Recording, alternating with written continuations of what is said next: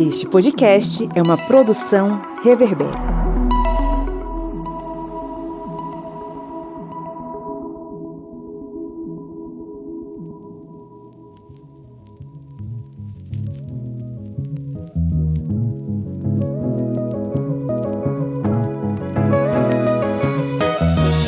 Olá amigos do Historiante, tudo bem? Estamos aqui voltando com os nossos podcasts e hoje nós estamos trazendo uma convidada super especial, historiadora e antropóloga Lilian Schwartz. Estamos aqui na nossa mesa com a participação de Joyce Oliveira. E aí, historiantes, mais um podcast especial aqui para vocês.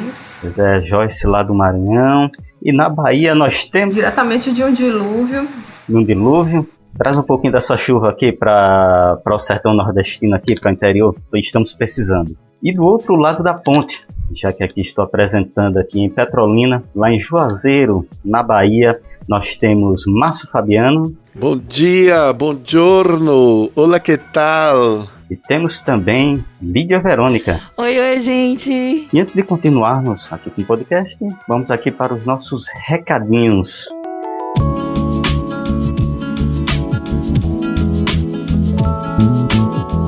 Se você está curtindo os nossos materiais que nós temos sempre postando aí nas nossas redes sociais, no site, na nossa família historiante de podcasts, no nosso aplicativo, você pode ser um apoiador historiante. Você vai no nosso Apoia-se, o link é apoia.se/historiante e a partir aí de R$4 você estará contribuindo com o Portal Historiante aqui nessa missão de difundir conhecimentos, e você também vai estar fazendo parte do nosso grupo secreto no Facebook, que está trazendo sempre muitas novidades, como por exemplo, a conversinha com Márcio Fabiano. Nossas conversinhas são muito especiais, eu falo de cultura, de literatura, de artistas da MPB. Eu acho que na próxima conversinha eu vou falar de algo que eu ainda não sei, mas só quem é apoiador saberá. E não é só isso, além de todo esse conteúdo exclusivo, conteúdo para você se enriquecer aí com conhecimentos, nós temos o sorteio mensal de livros com as nossas editoras parceiras. E a última editora que trouxe aí um bojo de livros aí, como diria Joyce Oliveira lá do Maranhão, um cofo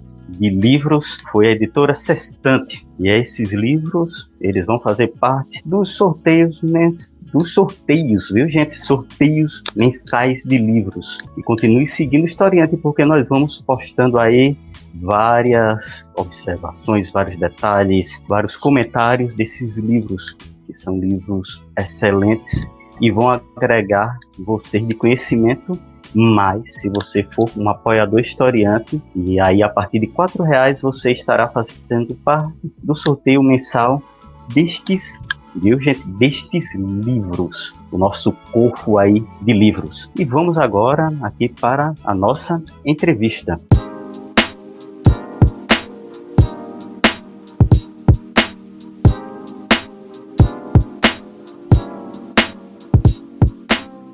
Você tem sido uma das pensantes sobre essa situação atual do Brasil. Nós aqui nas nossas plataformas, nós sempre conversamos com entrevistados que possam nos iluminar, nos trazer olhares sobre a realidade brasileira, né? Então a gente já conversou com o cineasta Kleber Mendonça Filho, conversamos com Gessé Souza 2 vezes, ontem tivemos uma conversa com um produtor musical do Rio de Janeiro, o Jorge Elisée. Os nossos entrevistados, mesmo de cenários diferentes, eles são unânimes em reconhecer que o Brasil está no momento de se redescobrir, de autoconhecimento. Você, como uma mulher pensante, uma literata, chegou a hora da gente parar de brincar e se tornar uma nação mais séria. E essa seriedade viria de onde? Da educação, de uma consciência mais cidadã.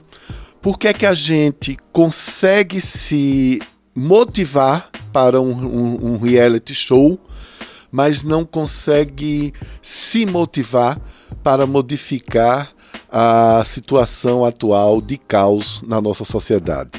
Em sua opinião?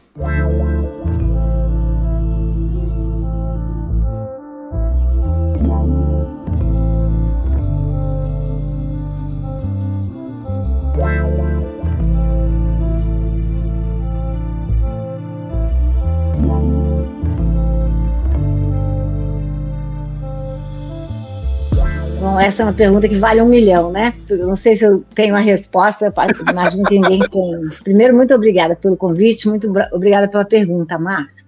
Eu acho que nós estamos num momento de crise. A crise é econômica, a crise é social, a crise é política, a crise é ética, a crise é da saúde, a crise é moral. A palavra crise é uma palavra muito interessante, porque é um conceito interessante, porque ele aparece em várias áreas do saber, né? Aparece na economia, aparece nas ciências humanas, aparece também na medicina. Na medicina, a palavra crise quer dizer é quando você tem um paciente que você não sabe ainda qual vai ser, enfim, o desenrolar da situação. É um paciente suficientemente numa situação de risco, né? Para se falar de crise, mas não é um paciente já em que se decretou a morte, né? Então, eu acho que nós vivemos esse momento da crise, né? Ou seja, estamos num momento muito delicado, num momento muito difícil, mas tem jeito, né? Brasil tem jeito. Também porque eu tenho esse meu lado historiador, antropóloga, em alguns momentos, não é? O Brasil se perdeu e se encontrou. E se refundou também. Acho que nós estamos num momento de refundação, é muito importante esse momento, um momento de reflexão que será da maior relevância, mas um momento também difícil, né? Nós sabemos que o poder das ruas sempre falou muito alto na história brasileira, né? No momento, por exemplo, do suicídio do Getúlio Vargas, a população tomou as ruas para evitar o golpe militar. Não evitamos de todo, mas retardamos em 10 anos o golpe militar, o que, na minha compreensão, é a sociedade civil se manifestando. Eu acho que esse espaço cívico, espaço da sociedade civil, do terceiro setor, precisa ser ocupado, né? Como você bem disse, quando a gente fica refletindo demais sobre reality show, que no fundo é sempre uma performance, talvez está faltando de fato realidade, né? Então a sociedade brasileira precisa urgentemente tomar o seu destino a pulso, né? Nós temos aquelas nossas famosas expressões que nos definem e mal definem, o jeitinho brasileiro, ou você sabe com quem está falando, que são todos rituais que falam que chamam a atenção, como no Brasil, alguns se consideram mais iguais do que outros, né? Nós temos uma cidadania muito falha, né? Nós precisamos qualificar a nossa democracia. Então, acho que é hora, já está passada da hora, né, da sociedade se manifestar diante desse quadro de clara erosão da nossa democracia, né? Nós podemos fazer isso e motivos não nos faltam, né?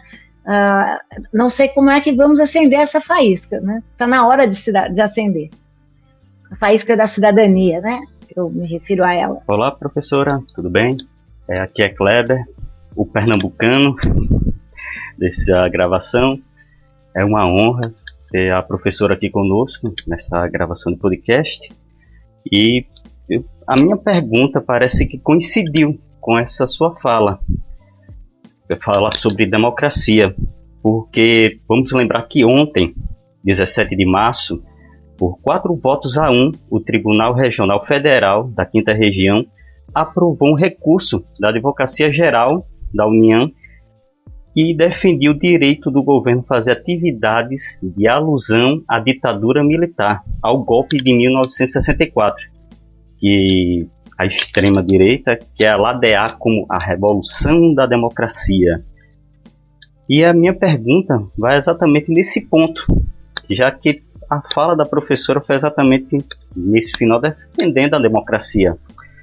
É o que podemos comentar sobre essa nostalgia que está na nossa sociedade agora, tanto no governo quanto em uma parcela importante da sociedade em se comemorar o golpe de 64, em se insistir na volta da ditadura militar no Brasil? Olha, muito boa pergunta, Kleber, obrigada. Momentos de crise como esse que nós vivemos são momentos de construção de narrativas históricas, né? Eu falo isso no meu livro sobre o autoritarismo brasileiro, né? Eu começo dessa maneira porque nós sabemos que nesse contexto os governos então estabelecidos procuram fazer uma espécie de nova esfora na história e reescrever a história ao seu bel prazer, né? Eu costumo dizer que história não é bula de remédio, né? Ou seja, você não adapta, né, em função de um certo mal que você está cometido, né? A democracia é um regime, por definição, incompleto, desde os gregos, não é?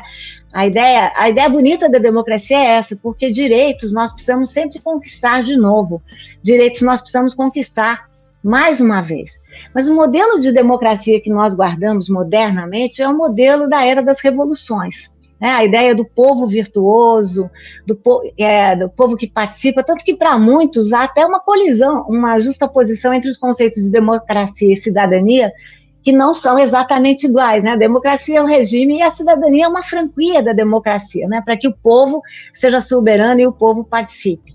Pois bem, nós vivemos um momento saudável da democracia desde a Segunda Guerra Mundial, na verdade, com o final da Segunda Guerra, e a conclusão de que governos de matriz fascista, autoritária, de extrema-direita, o nazifascismo, né, são governos que atacam os direitos civis, os direitos das pessoas. Também construímos um conceito de cidadania, que é um pouco essa da cidadania política, da cidadania econômica e da cidadania social e civil, né? Nós fomos, pelo menos a minha geração, que não é a de vocês, foi criada nessa perspectiva. E foi uma geração também que passou eu não tive idade para passar exatamente para ouvir falar do golpe, é claro, mas não tinha idade para tomar parte, né, nesse debate, e sobretudo tomar parte como resistência, né?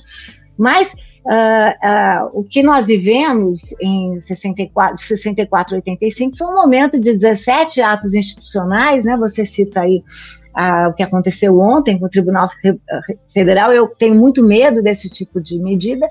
E vivemos, inclusive, a Constituição de 1988 foi uma Constituição criada, como dizia o então deputado constitucional Ulisses Guimarães, com nojo da democracia, né? Ou seja, a nossa Constituição foi criada para se opor à democracia, para criar um corpo robusto contra não contra a democracia, contra a ditadura militar. Nós temos aí uma geração, sobretudo a mais jovem, que não conhece o que foi a ditadura militar, enfim, também não quer se informar, e que tem sido muito afeita a esse tipo de recontagem da história. Nessa recontagem da história, não se pode falar de golpe de 64, porque na verdade é uma revolução, como você disse, de 64. Não se pode também falar de golpe, mas no máximo pode-se falar de golpes democráticos, como se isso não fosse uma contradição em seus termos, né? Um golpe democrático. O golpe, segundo a literatura da ciência política, que se consolida no século XX, o golpe é uma conspiração, né? Ou seja, quando você tira um governo legitimamente constituído, coloca no seu lugar um governo que não foi legitimamente construído. Além do mais, o que me impressiona é essa nostalgia, Kleber, do que não foi, né? Ou seja, qual é a nostalgia? O que foi 64? Foi um movimento que retirou os direitos dos brasileiros crescentemente, e não foi um regime que entregou um Brasil saudável, nem economicamente, né? Entregou a um Brasil com uma inflação galopante. Então vamos combinar que é uma nostalgia do que não aconteceu. O que é essa nostalgia? Essa nostalgia é de um tempo de ordem, né? De um tempo de paz. Como assim de paz? Quando nós sabemos que os índices, os sintomas de democracia têm a ver com a liberdade de expressão, né? Ou seja, com a falta da censura. Ora, nesses anos de 64 e 85, os brasileiros não foram tolhidos da sua liberdade de expressão, né? Qual é a ordem, né? Então, estamos imaginando um momento de ordem de ordem autoritária, é isso que queremos, né? Eu acho que é isso que o governo vai preparando, né? Eu já falei várias vezes que Bolsonaro não precisa dar um golpe. Ele faz parte dessa cepa de regimes populistas, autoritários e tecnocratas que não precisam de golpe, porque dão golpe todo dia. Por isso que eu digo, ele não precisa de golpe, o Bolsonaro é o golpe. Ontem tomamos mais um golpe, né? Eu sempre gosto de ver esses golpes em contexto, e se nós formos fazendo um acumulado do tamanho de instituições que nós perdemos, né, e que defendem os direitos das assim chamadas minorias, o tamanho da censura que se instala, a militarização do governo, o aumento da armamentação da população, olha, nós estamos tomando golpe todo dia. E me preocupa muito o uso instrumental da historiografia, né? Então você faz uma historiografia sem documentos, sem boa informação, uma historiografia que se constrói na base da censura, ou seja, eu destaco alguns elementos e coloco embaixo do cobertor, né, outros elementos que eu não quero chamar atenção, e construo essa mística da boa ditadura militar que vem junto, Kleber, com a mística que nós brasileiros guardamos, né, impressionante, do exército como salvador da nação. Essa é uma mística que, na minha opinião, vem desde a Guerra do Paraguai, desde o final da Guerra do Paraguai, em 70, quando o exército sai como uma instituição. Mas se a gente for ver na longa duração, nós temos um exército golpista. Vamos falar de momentos exemplares, né? A própria proclamação foi um golpe, a proclamação foi um golpe civil-militar, e a sociedade civil tomou um golpe dos militares. Deodoro toma o poder com um golpe. E o próprio Deodoro toma também um golpe do Floriano Peixoto. Tanto que Floriano Peixoto sabia que era um golpe, que ele continuou assinando como vice-presidente da República do Brasil, porque ele sabia que não tinha direito de fazer aquilo. Então, enfim, a gente tem que acabar com essa mística do exército como um fiel da balança, um salvador nacional. O exército tem capacidade para fazer o que ele foi formado. Não tem capacidade para dirigir um Estado democrático, né? É uma contradição, e também tampouco tem capacidade para dirigir uma série de pastas, como foi o caso dramático do agora ex-ministro da Saúde, general Pazuello, que fez uma gestão absolutamente catastrófica, porque não adianta, né, empinar, né, fazer aquela pose viril e tudo mais, se é, como disse Sérgio Buarque de Holanda, se há muito lastro para pouca vela, né? Foi o que o general Pazuello acabou de provar. Lilian, no livro que você citou, inclusive o Autoritarismo Brasileiro, né? A sua obra, ela fala dos 8 elementos, né, do autoritarismo. E, assim, claramente a gente se encaixa no elemento da intolerância, né, hoje. Entre outros elementos que a gente pode ver, né, de forma bem explícita. Eu queria perguntar, né, entender, assim, se a violência hoje, né, no governo Bolsonaro, o elemento da violência, ele se caracteriza na questão física ou mais nesses discursos verbais violentos, né, que agridem minorias e, enfim, com essa história do mimimi e tal, dessa relativização, né, dos problemas e da violência mesmo. O elemento da violência no governo Bolsonaro, nesse estado que estamos hoje, né, estado de golpe, como você mesma falou, o elemento da violência, ele se caracteriza nessas questões físicas, assim, porque a gente sabe que existe, né, aquela questão da perseguição à população negra, né, de violência física mesmo do Estado, dessa repressão à população negra, mas o bolsonarismo, ele é muito forte nos discursos também, né, nas falas, e de alguma forma incita essa violência do Estado para com a população negra, mas também para todas as minorias, né, enfim, eu queria que você pudesse falar um pouquinho mais sobre esse elemento da violência no governo Bolsonaro.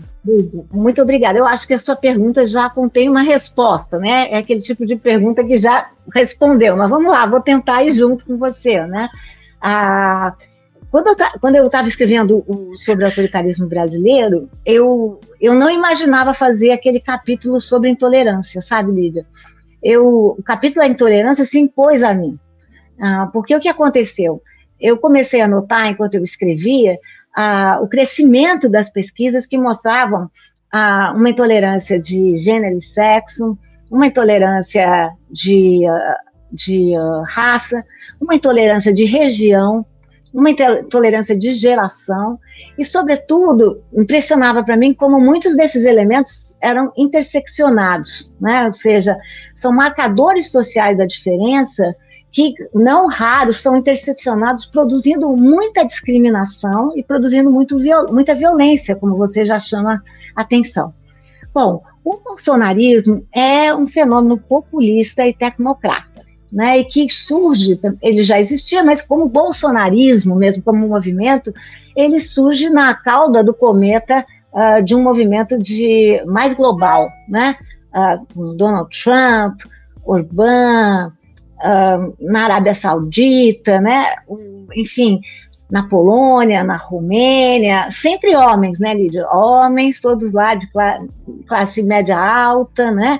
Vocês devem ter visto o discurso de despedida totalmente heteronormativos. Você deve ter visto o discurso de Eduardo Bolsonaro quando deixou agora a presidência da Comissão Parlamentar de Relações Externas, em que ele elogia Orbán e elogia o príncipe da Arábia Saudita, o Bin Salman, que são exemplos desses governos autoritários e absolutamente tecnológicos, ou seja, que querem ganhar a eleição, querem tomar o poder, né, na base desse paralelo, né? Ou seja, na profusão de um discurso e na divulgação de um discurso paralelo e que se opõe ao quê? Se opõe à boa informação, né? Acho que a gente vive num momento em que você trabalhar com boa informação é quase um ato de resistência nesse Brasil de hoje, nesse mundo de hoje, né? Porque a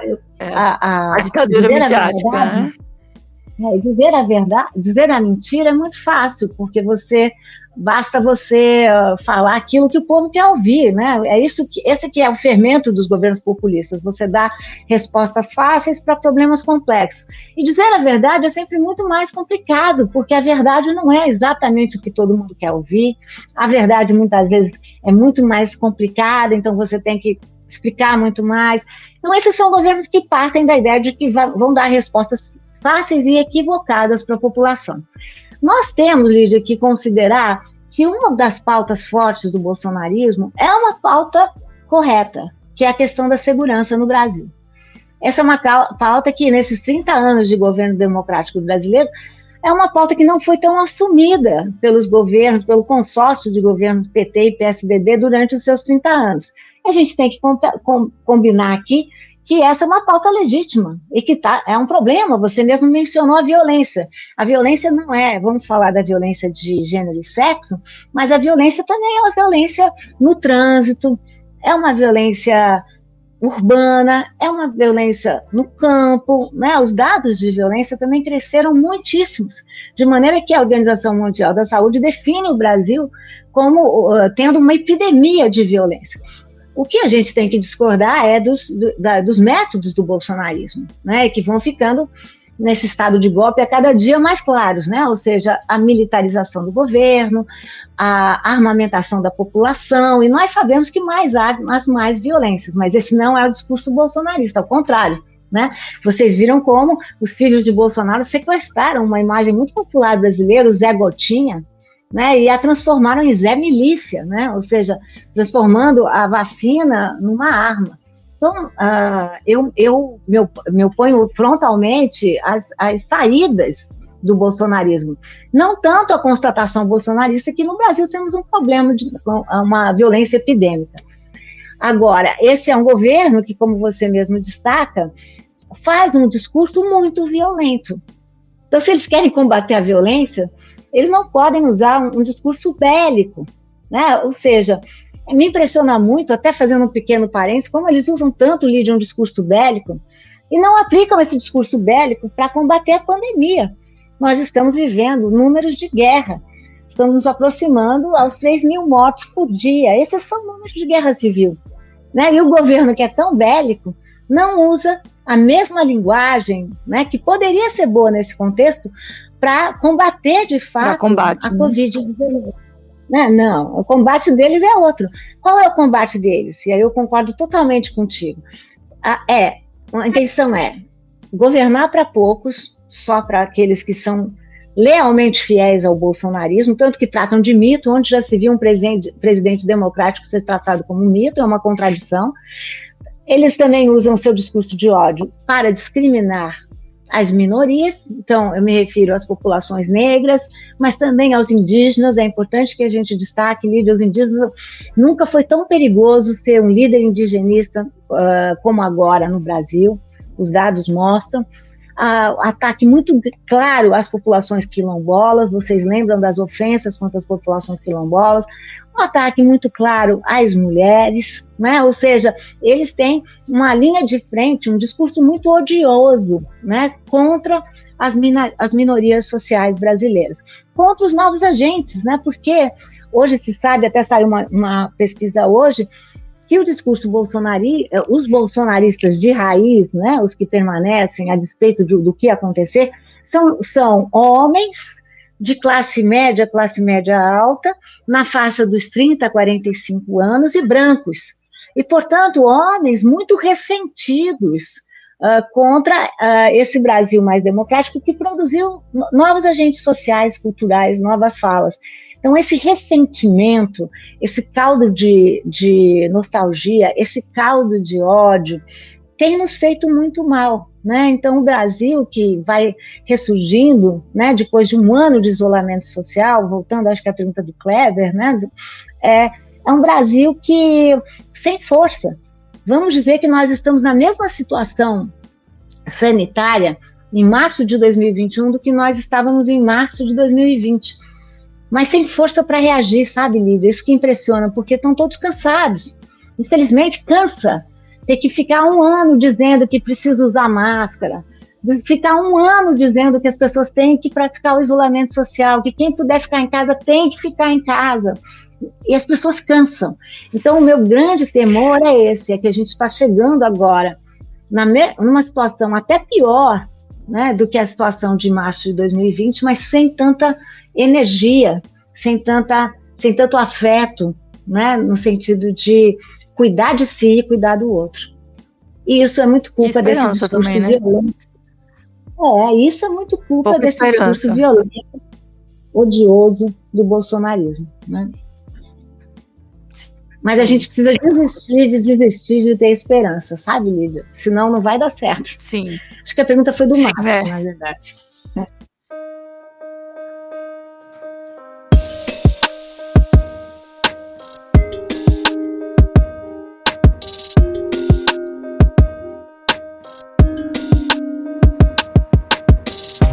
Então, professora, como as minhas já disseram, né, eu sou Joyce, eu falo de São Luís, e assim como também já foi dito, é uma honra estar falando com a senhora, porque foi uma das referências, né, que eu tive na minha graduação aqui, né, somente na disciplina de Brasil 2, com a professora Regina Faria, e a minha pergunta vai se reportar a uma questão que é uma questão de memória pessoal, mas eu trabalho com questão da educação étnico-racial, né, e a gente sempre pensa a questão das estruturas, das mudanças e das permanências, né?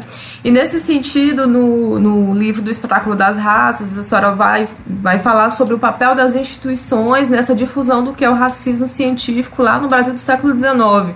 E aí, quando a gente olha hoje, né, para o Brasil, que é do século XXI, né, para o bolsonarismo como um fenômeno que é político, que é histórico, que é social, eu queria que a senhora discorresse um pouco sobre o papel dessas instituições, né, das instituições que deveriam ser democráticas, né, dentro desse contexto, deveriam ser democráticas, mas quando a gente olha, né, no percurso da longa duração, você percebe que muito daquele pensamento do 19, né, ele não deixou de existir dentro dessas instituições, né? Então, como seria o papel das instituições no desenvolvimento, né? E vou colocar aqui, né, eu até esqueci qual é a palavra, né? Na permissividade, né, desse tipo de discurso se alçar politicamente e acabar elegendo uma pessoa, né, como o Bolsonaro. Obrigada. Imagina. Bom, Joyce, se você me chamar de doutora de senhora de novo, eu vou te chamar de doutora, pode ser? Doutora Joyce, como eu tenho esse lado de antropóloga, né, Lília, como eu tenho... É por isso que eu já lhe chamei logo de Lília, porque já temos intimidade, certo? Senão eu vou chamar todos vocês de doutora. Tá bom, tá bom.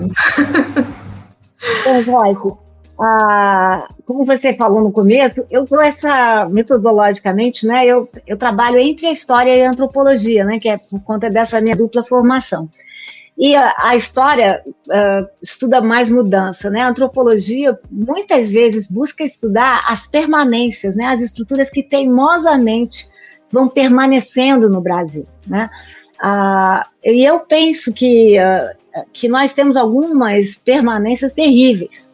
O patrimonialismo, né? Eu sei que o GCE já tem aqui, eu tenho uma visão um pouco diferente de patrimonialismo e respeito muito a posição do GCE, mas eu penso que essa é uma estrutura de longa duração, na minha opinião, refeita no presente, mas que guarda permanências que vão sendo repostas.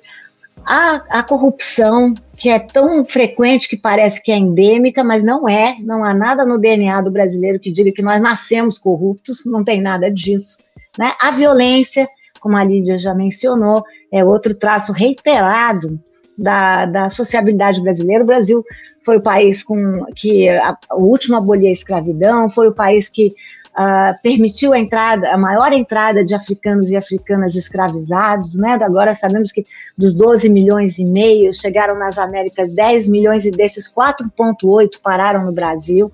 Nós somos os campeões nisso, né? Então, enfim, o Brasil sempre foi muito violento, não é, Joyce? Eu acho que então, temos uma série de estruturas reiteradas.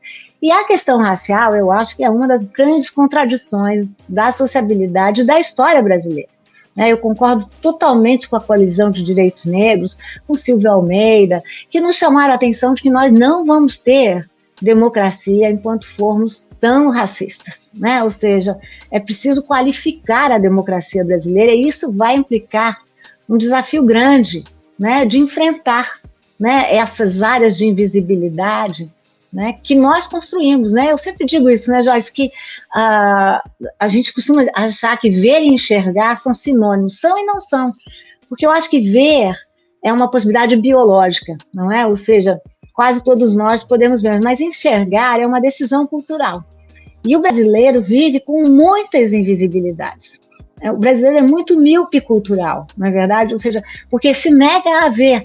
E a questão racial é uma dessas permanências perversas, né? Ou seja, nós naturalizamos a hierarquia, nós naturalizamos a discriminação racial. Por isso que eu penso que a questão racial tem que ter o protagonismo, como sempre teve, das negras, das pessoas negras e das pessoas de uma forma geral, mas que a questão racial é uma questão da agenda brasileira mesmo, né? Ou seja, os construtores do racismo foram brancos, as teorias raciais foram criadas por brancos, as teorias do branqueamento foram construídas por pessoas brancas, como eu estudo no Espetáculo das Raças, por instituições brancas, por intelectuais brancos. Então, faz parte também que, enquanto nós não assumirmos a branquitude, né? Eu sou uma pessoa branca, né? O meu cabelo não nega, a minha cor não nega. Enquanto nós não tomarmos para nós também essa pauta, vai ser difícil, né? Porque ela leva ao sofrimento das populações negras, mas ela é produzida pelas populações brancas. Se nós formos para um exemplo recente, para não ficarmos, né, no final do século XIX, Né? Tem sempre, Joyce, quando dão aula trote na USP, eles falam a meu respeito, eles dizem, não, ela dá aula direitinho, começa na hora, às vezes atrasa, porque ela usa relógio antigo, hoje não pôs, e aí o relógio dela está sempre atrasado. E tem mais uma questão, toda vez que ela falar o nosso século é o 19. Então, para eu não falar do 19, eu quero falar da pandemia, né? O que a pandemia mostrou? Que ela não é nada democrática, ou seja, se ela pode contaminar todos, quem é que está morrendo no final da fila? A gente sabe que no Brasil, a Covid-19 tem cor, tem raça, tem gênero e tem classe social, né? Então, enfim, sabemos muito bem.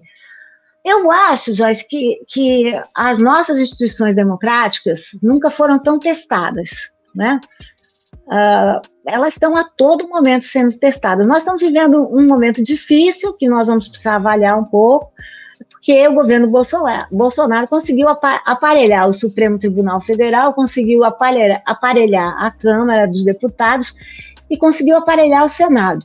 Né? Mas acho que a gente precisa aqui dar um voto de louvor que a Câmara até reagiu mais do que nós imaginávamos, né? Não vou fazer do Maia um grande herói, mas eu diria que ele até me surpreendeu em alguns contextos. Não me surpreendeu em outros, né? Porque ele está aí engavetando uma série de pedidos de impeachment. Para terminar, eu diria também que eu tenho muito medo da teoria do senso comum. Né? O Clifford Geertz aqui chama a atenção como o senso comum compõe uma teoria muito poderosa. Né? E eu diria, né, concordando contigo, que as teorias darwinistas raciais, as teorias do branqueamento, não são mais teorias científicas, né? O que eram no século XIX. Ou seja, era absolutamente legítimo se eu, como professora, fosse dar aula sobre darwinismo racial como uma teoria científica, né? Não é mais. Mas virou o quê? Uma teoria do senso comum. E tanto é teoria do senso comum que ela é amplamente utilizada pelo governo Bolsonaro. Vocês devem ter visto aquela propaganda do MEC que mostrava uma mulher negra, não sei se viram, senão eu posso mandar a imagem para vocês depois. Uma mulher negra que parecia tudo bem, só que a mão esquerda dela, que trazia apenas uma aliança, era uma mão negra.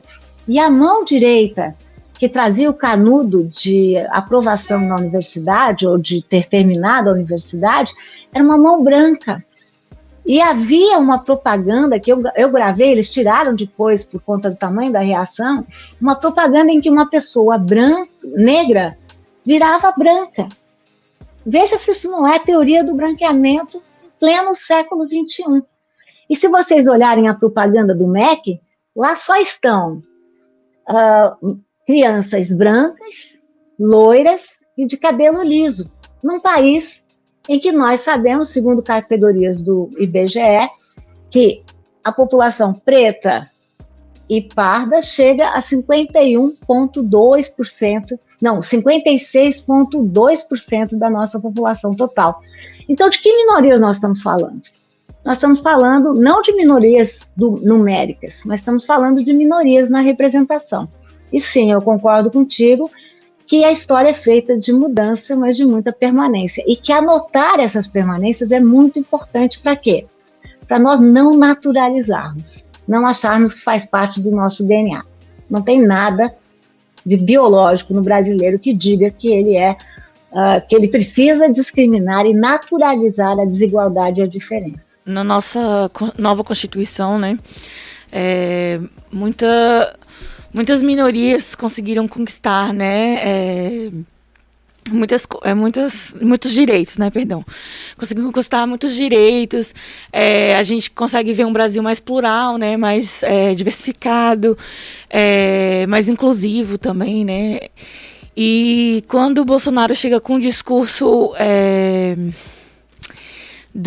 da bandeira dele, né, pela família brasileira, as pessoas que são mais conservadoras, principalmente a ala evangélica, né, que se sente incomodada com esse pluralismo e essa diversidade, ela é conquistada por esse discurso.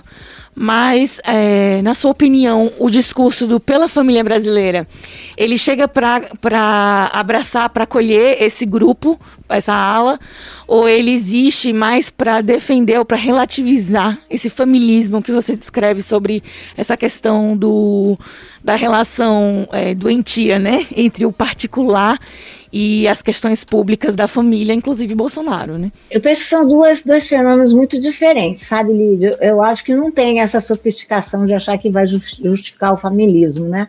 Mas vamos lá, vou tentar experimentar pensar junto com você. Bom, se a gente olhar a família Bolsonaro, é uma família muito machista, muito heteronormativa, né? Eu já tive a oportunidade de analisar várias imagens construídas pela família Bolsonaro, por exemplo, aquela do almoço de Páscoa, né, em que a gente vê os filhos conversando com o papai, com o papá, né, porque o pai é que está dizendo assim, e que tem uma mesa muito simples, e faltam mulheres, né, no almoço de Páscoa da família Bolsonaro, antes ainda da pandemia, né, faltavam mulheres, né, eles não se fazem retratar com as mulheres. Você pode dizer que Jair Bolsonaro apresentou muito a sua esposa, né, durante o ritual da sua posse, e há quem diga que ele não aguentou a luz que ela recebeu, né, não aguentou a imagem que ela ganhou falando, né, para os surdos-mudos, em linguagem de Libras e tudo mais. O governo Bolsonaro, portanto, a família imperial Bolsonaro é uma família muito heteronormativa, né? Vocês podem ver Eduardo Bolsonaro e as cenas do casamento, vocês podem ver Flávio Bolsonaro. Então, eles mostram todos, enfim, desempenham a sua virilidade, né? Afirmando a família brasileira. A gente também tem que perguntar que família brasileira é essa, né? Então, de um lado, você tem razão, eles acenam para a ala evangélica, não é à toa que no discurso de posse de Bolsonaro, primeiro ele falou com os seus seguidores, só depois ele falou com a nação brasileira, que ele tenha falado com uma Bíblia do lado dele e que o mote nós estamos num Estado laico, mas o governo Bolsonaro tem aquele mote que diz, né, Brasil acima de todos, Deus acima de todos, né? Esse não é um estado de padroado, né? É impressionante que as pessoas não tenham se levantado contra esse jargão, porque também ele não fala que Deus é esse, né? Esse é um Deus vingativo, é um Deus muito exclusivista, é um Deus muito cheio de preconceito, né? E é um Deus evangélico, né? Quando ele pode, ele acena para os eleitores evangélicos que foram muito importantes no resultado das urnas em 2018.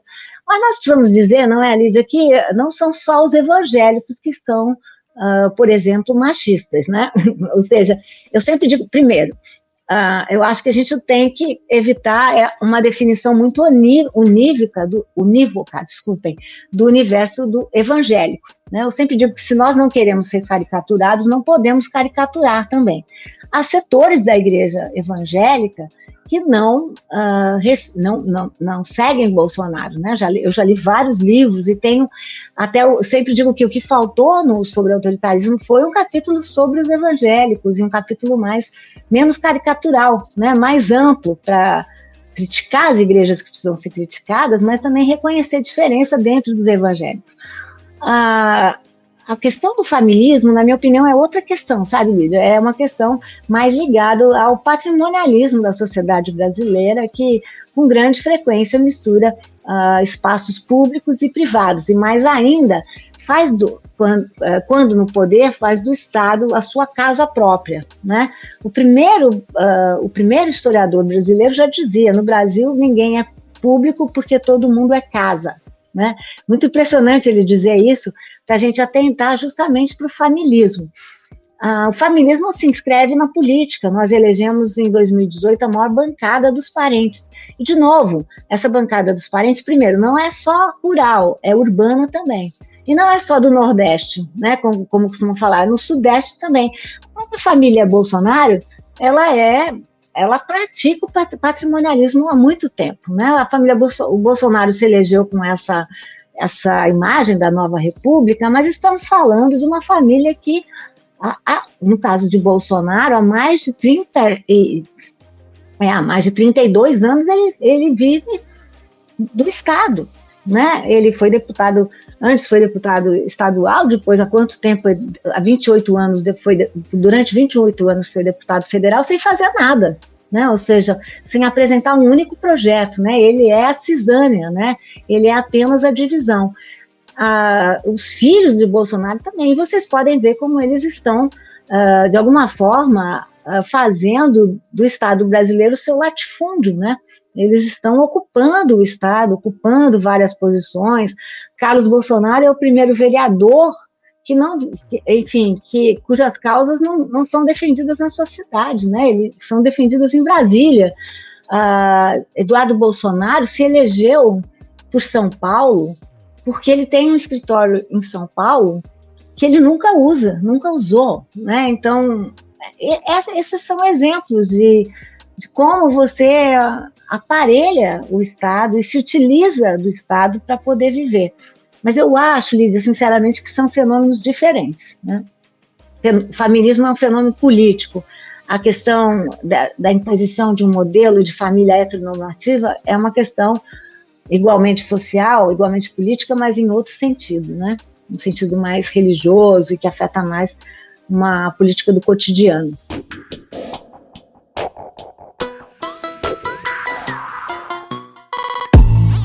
Lília, eu queria ir um pouco mais à frente, mas utilizando uma referência do passado. No filme Cabaré, do diretor Bob Fosse, tem uma cena que eu acho genial, eu adoro cinema, onde a Liza Minnelli canta a música Money Makes the World Go Round. Na tradução, o dinheiro faz o mundo girar. Exatamente. Você gosta desse filme?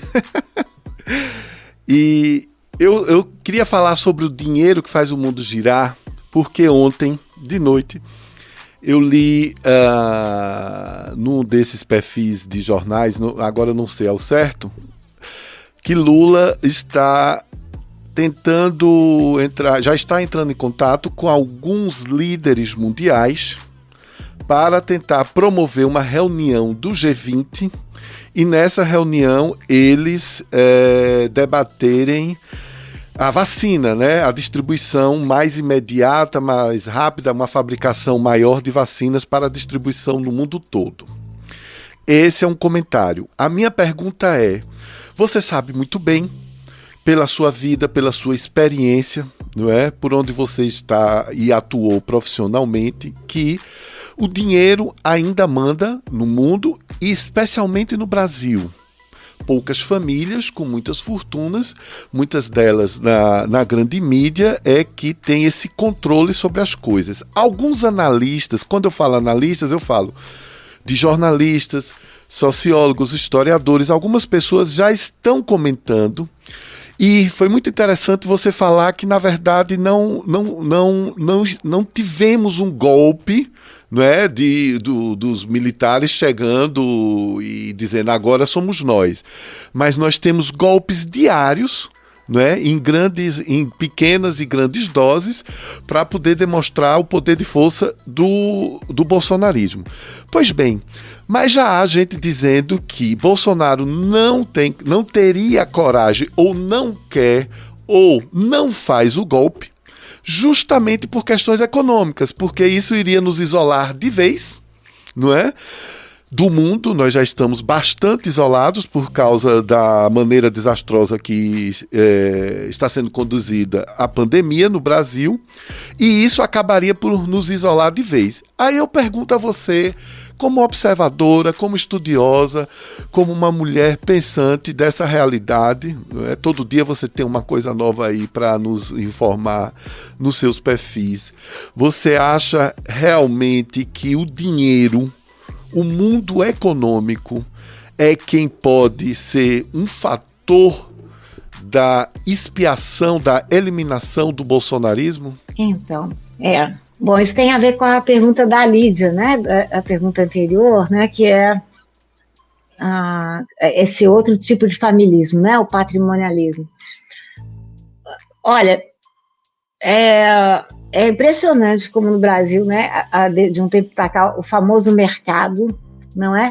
Mas tem lojas que a própria lógica desconhece, né? Então nós nos acostumamos a ler coisas assim: Lula faz um discurso, caem as ações, sabe, uma coisa assim? O mercado, não sei o quê, não sei o quê. Bolsonaro fala sobre a Petrobras, sobe, negócio ou seja, o mercado virou uma espécie de, nesse mundo globalizado, virou, infelizmente, uma espécie de fiel da balança mesmo, né? A gente também sabe que mesmo o governo FHC, os dois governos Lula, fizeram acenos, né? Fizeram políticas econômicas não tão radicais, né? Para poder presidir o país com o famoso mercado do lado, né? Eu até lembrei que quando a gente falava agora, a Lídia falava por isso das igrejas evangélicas, eu lembraria também o papel do mercado na eleição de Jair Bolsonaro, né? Ou seja, o mercado que construiu esse fantasma do antipetismo, né?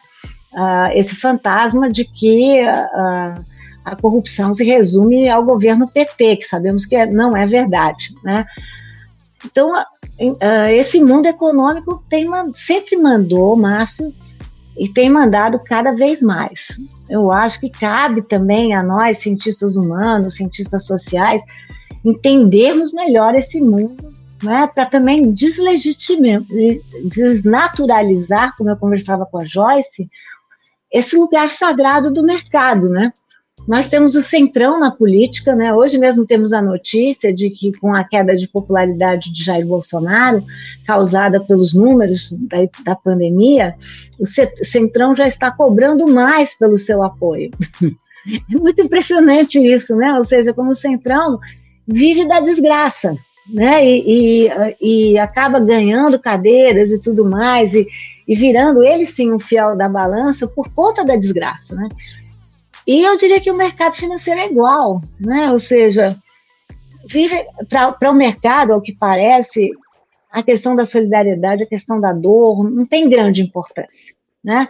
O que importa mesmo é a manutenção de uma moeda estável. Então, o governo que ofereceu uma moeda estável, eles estarão lá. Quando esse governo não oferecer uma moeda estável, eles também não têm maiores vínculos com o bolsonarismo. Agora, acho que vale a pena a gente colocar na conta da eleição de Jair Bolsonaro os evangélicos, sim, mas também o mercado financeiro, as elites, são muitas, eu sei, né? Mas sobretudo as elites sudestinas, né? Desembarcaram fortemente no bolsonarismo, com a desculpa de que não poderíamos eleger mais não poderíamos ter mais um governo PT, né? Ou votaram em Bolsonaro ou anularam, né? E eu sempre digo para várias pessoas, jornalistas, né, que eu conheço que anularam, eu digo, olha, primeiro turno a gente tem um sistema que é pluripartidário, ok, é normal que saiam muitos candidatos, e cada um, a não ser que tenha um perigo eminente de um candidato vencer no primeiro turno, cada um deve votar no candidato com o qual mais se identifica, mas no segundo turno, eu digo lá que é menu fixo, né? É que nem chegar, nós antes usávamos o avião, não usamos mais, né? Mas, enfim, chegar e a aeromoça te falar, você quer carne ou peixe? Você fala, não, eu quero massa, né? Ou eu quero camarão. Não adianta, não tem, né? Então, eu particularmente acho que chega no segundo turno, tem que votar pelo, né? Enfim, por aquele que você considera, mesmo que eles considerem péssimo o Fernando Haddad, mas pelo menos pior, né? E agora a gente está vendo o que aconteceu, porque quem ouviu o discurso do Lula, independente de se você é PT ou não é PT, viu lá que há uma pessoa, um político que nós nos identificamos nos valores, no sofrimento, no afeto, na solidariedade com aquele que está com as famílias que estão enlutadas, né? Não sei o que vocês sentiram, mas eu, independente de dizer se vamos votar ou não no Lula, falei, gente, voltou alguém que fala em valores que eu acredito. E tanto isso foi forte que ameaçou o governo Bolsonaro, né? Então, enfim, Eu acho que a gente não pode depender de um político, né? É muito ruim isso. Política tem que ser formada, é preciso produzir os herdeiros, né? É preciso produzir uma continuidade. Eu tenho muito medo, né, dessa ideia de só uma pessoa, porque a gente cai em mitos de outros lados. Eu tenho receio, mas também acho que a gente vive nesse mundo, né, Márcio? O mercado financeiro, o mundo econômico, money makes the world go around, né? Ou seja, tem movido montanhas, e isso não só no Brasil, né? Isso em vários países de tradição democrática que elegeram líderes de extrema direita, né? Líderes retrógrados, né? Porque eu acho que numa democracia, um bom partido conservador está no jogo, né? Ou seja, lidar com a diferença é da vocação da democracia. O problema são líderes retrógrados que querem fazer retroagir direitos conquistados, né? Então, Lília, né, eu pegando ainda na seara do Márcio, né, falando um pouco da arte, a arte, nas suas diversas formas de manifestação, elas têm sido atacadas sucessivamente, né, não é de agora, né, posso dizer que é desde quando começou, né, essas questões de uma ascensão de um governo de extrema-direita. E aí tem uma peça que eu pude assistir em São Luís, que é o nome da companhia, aquela companhia de teatro, chamada Caranguejo Overdrive, que é uma peça maravilhosa, não sei se alguém já teve a oportunidade de assistir, mas que foi é uma peça que fala sobre a Guerra do Paraguai, pensando a questão das tropas, né, dos jovens, enfim, mas que ela pode ser contextualizada, né? Ela tem um momento da peça que ela pode ser contextualizada. E essa peça, ela sofreu, né, uma censura, porque ela era patrocinada pela Petrobras. Então, o espetáculo dela foi censurado, né, na gestão do Jair Bolsonaro, e eles recorreram do pedido, né. A minha pergunta, né, minha questão é no seguinte, que eu sou uma dessas pessoas, gosto de ler, gosto de ouvir música, de ver a produção, né. A produção do cinema brasileiro tem apontado para questões distópicas, como a Vitrine Filmes, com o filme Divino Amor, que fala de um Brasil distópico que, infelizmente, parece estar muito próximo, né? Qual é o papel da arte na formação reflexiva, né? Que nós estamos precisando urgentemente dessa reflexão, de observar, né? Fazer a leitura do mundo, né? E como que é o papel da arte nessa ideia de ser sinestésica, né? De sensibilizar as pessoas para as coisas que às vezes estão à nossa frente, mas que nós não conseguimos traduzir, né? E que a arte tem esse papel de traduzir essas angústias, esse sofrimento, todas essas questões. Bom, vocês estiveram com o Kleber, eu acho que o Kleber fez aí uma trilogia, Kleber Mendonça, né? Visionária, é muito impressionante, né? Ou seja, visionária do que esse Brasil vai se tornando rapidamente. Eu trabalho, Joyce, como curadora adjunta do MASP. MASP é o Museu de Arte de São Paulo. Eu sou uma curadora para histórias, então eu sempre brinco que como curadora eu sou boa historiadora, né? Mas eu cuido, não sei se vocês viram, mas a gente tem feito no MASP uma série de histórias da infância, histórias da sexualidade, histórias afro-brasileiras, histórias das mulheres. Agora vamos fazer histórias brasileiras e histórias indígenas, se a pandemia permitir, é claro, né? Eu acho que a arte nunca é apenas produto de uma época, ela também produz a sua época. A arte não é só reflexo, a arte é produção, né? Eu estudei Lima Barreto, né? Lima Barreto virou seus próprios autores, e eu sempre digo, Lima Barreto talvez não seja boa testemunha da sua época, porque a arte, ao mesmo tempo que testemunha, ela produz, né? Ela produz um contexto, e como você chama a atenção, a arte tem essa capacidade de sensibilizar as pessoas. Estava comentando outro dia mesmo com a minha filha, essa loucura como os nossos jornais, sobretudo televisivos, viraram apenas jornais dedicados à pandemia ou a questões da economia. Não há mais arte, não se fala mais de arte, né? Não cabe mais arte, nas suas várias modalidades, né? E eu penso que esse momento de intolerância, ele tem tem um contexto claro. Eu acho que o impeachment da presidente Dilma destampou o caldeirão da democracia brasileira, né? Ou seja, eu arrisco dizer sobre o autoritarismo brasileiro que nós sempre fomos autoritários, que essas pessoas sempre existiram, mas elas estavam, de certa forma, neutralizadas, caladas, envergonhadas, por conta de todas as conquistas que iam se mostrando no nosso cenário, né? De repente, enfim, o contexto de 2015, 2016 fez com que existissem duas avenidas, né? Ou seja, duas avenidas que não se encontravam, duas avenidas que não se bifurcavam, e no próprio contexto da votação do impeachment de Dilma foi criado em Brasília um muro, vocês lembram disso, em 2015? Para mim esse muro é muito simbólico, né? Simbólico dessa intolerância, né? Da impossibilidade dessas avenidas se cruzarem, né? E isso, é claro, deságua no mundo das artes de forma muito grave, né? Eu vou dar um exemplo pessoal que eu vivi, né? Em 2015 foi aberta em Porto Alegre uma mostra, né? Uma mostra que era uma mostra com artistas consagrados, né? E que abordava a questão LGBTQ+. Vocês devem lembrar que a mostra era patrocinada pelo Santander, lembrando da pergunta do Márcio. O Santander primeiro defendeu a mostra, né, e depois fechou a mostra em nome dos bons valores e da boa moral.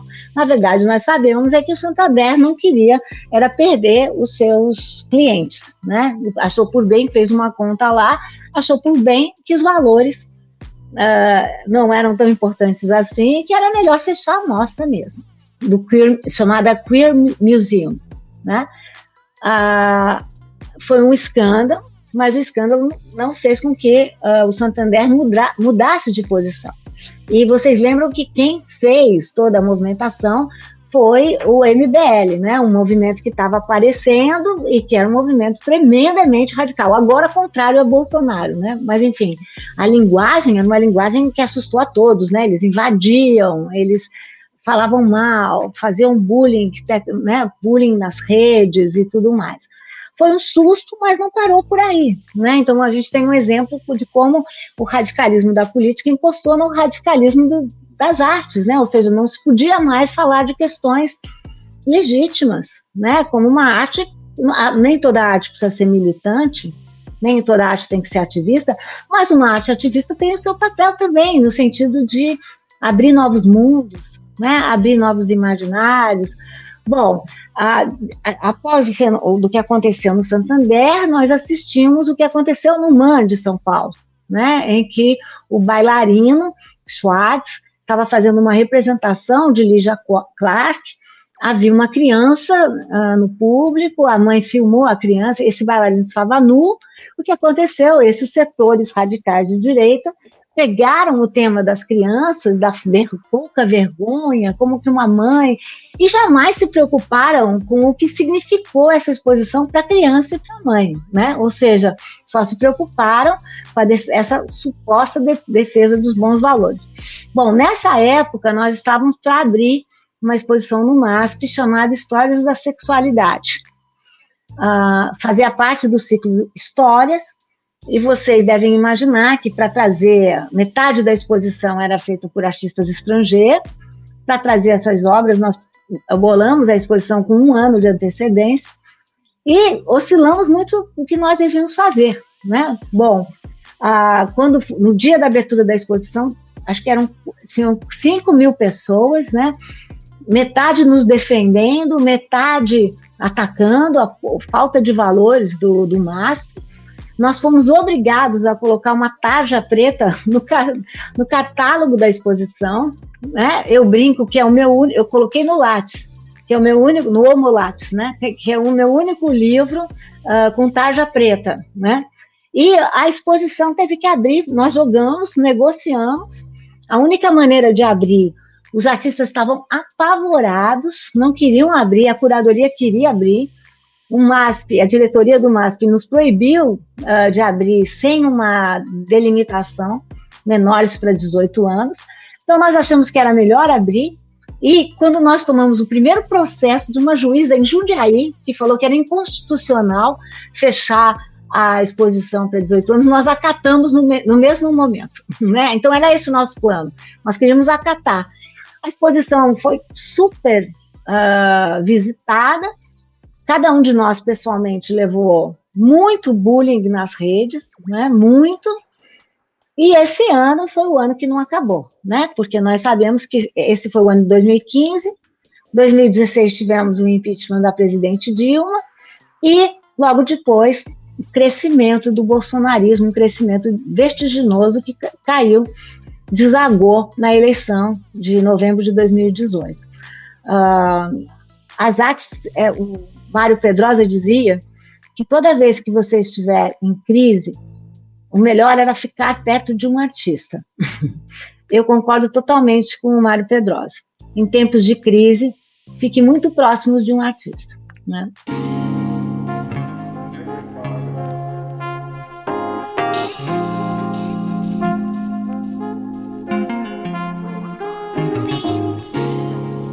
Professora Lili, queremos agradecer muito, viu, a sua participação aqui no podcast.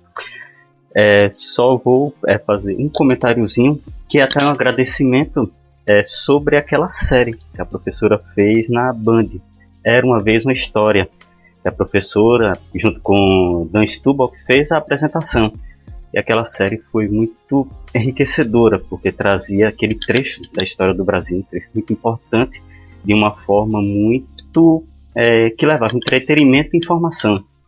Aí, nesse finalzinho, só quero agradecer a professora por participar ali daquela série.